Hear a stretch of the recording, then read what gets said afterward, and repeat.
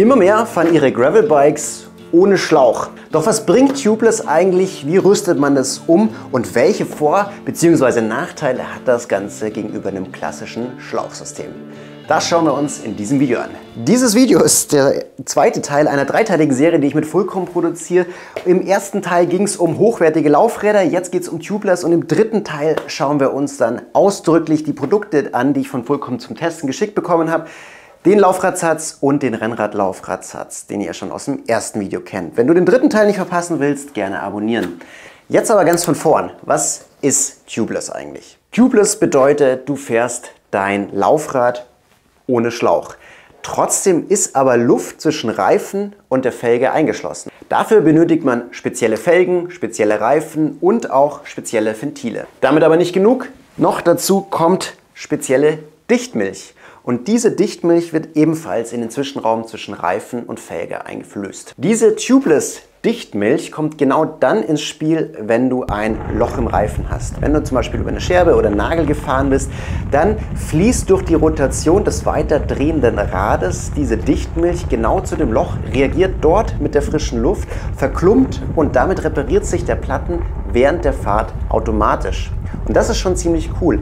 Aber das ist noch nicht das Ende der Pannensicherheit. Wenn du ohne Schlauch unterwegs bist, dann hast du auch nicht das Risiko eines Snakebites. Ein Snakebite entsteht, wenn du mit Schlauch unterwegs bist, relativ wenig Luftdruck hast und durch ein Hindernis wie eine Wurzel oder eine Bordsteinkante ein Schlag auf den Reifen ausgeübt wird, der bis zur Felge durchgeht und dann zwickt es den Schlauch ein und der Schlauch erhält dann so Risse links und rechts, da wo er dann aufs Felgenhorn gedrückt wird und das sieht aus wie ein Schlangenbiss und das ist bei Tubeless nicht möglich, deswegen kann man dort auch mit geringerem Reifendruck fahren.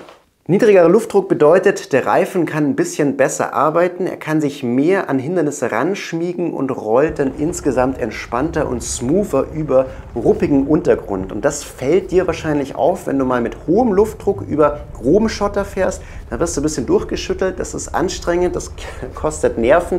Und je niedriger du mit dem Luftdruck gehen kannst, ohne dabei Leistungseinbußen zu erfahren, desto angenehmer und kräfteschonender ist dann auch insgesamt das Gravel-Erlebnis. Und das macht tatsächlich einen Riesenunterschied, ob du jetzt mit 4 Bar im Reifen unterwegs bist oder mit 1,8. Den perfekten Luftdruck für sich zu finden, kann eine Lebensaufgabe sein. Welchen Luftdruck hast du denn bereits für dich gefunden? Lass uns das gerne mal in den Kommentaren wissen.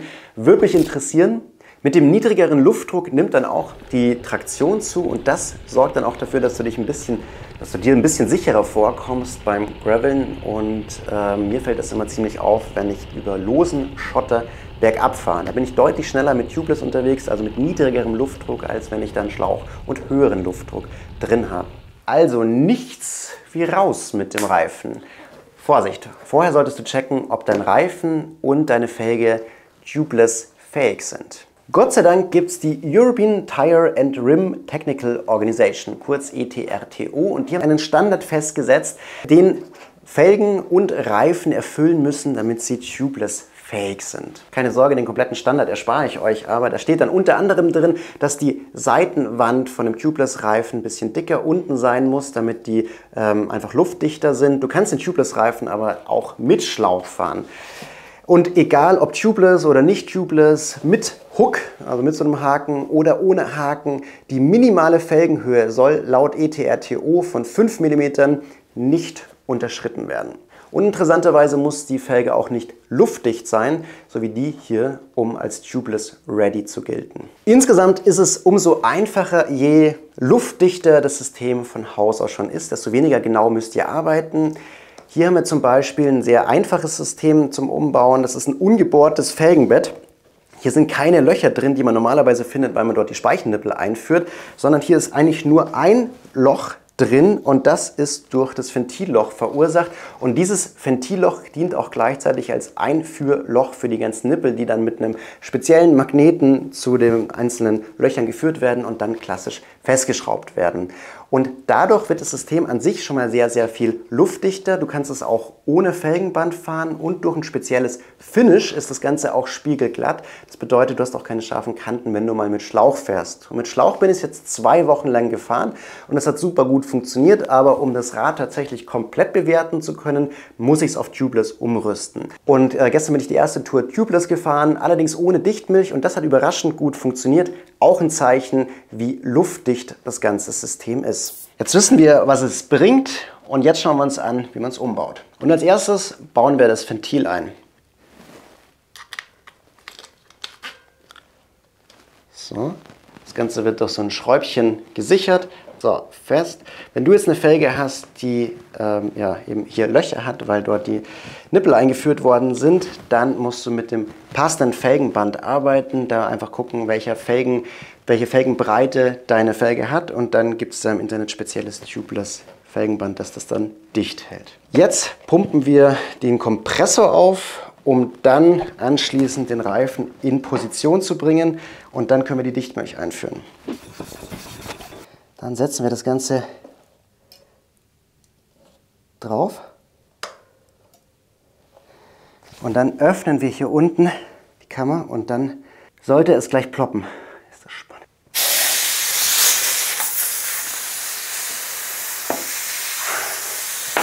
Ja, first try. Wenn es ploppt, ist es ein gutes Zeichen. Dann ist der Reifen gut in der Felge selbst positioniert. Und wir schauen jetzt hier noch an der Kennlinie außen rum, ob die überall im gleichen Abstand zum Felgenhorn ist. Und das ist sie nicht.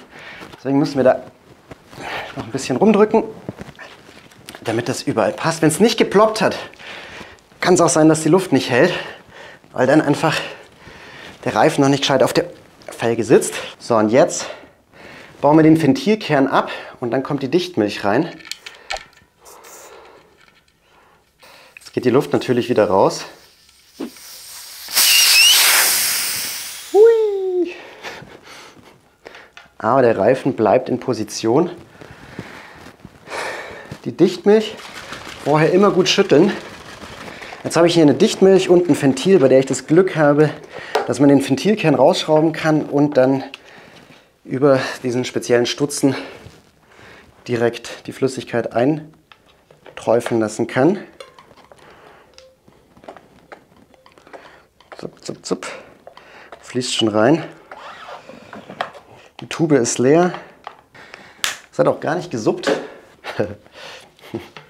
Jetzt kommt der Ventilkern wieder rein.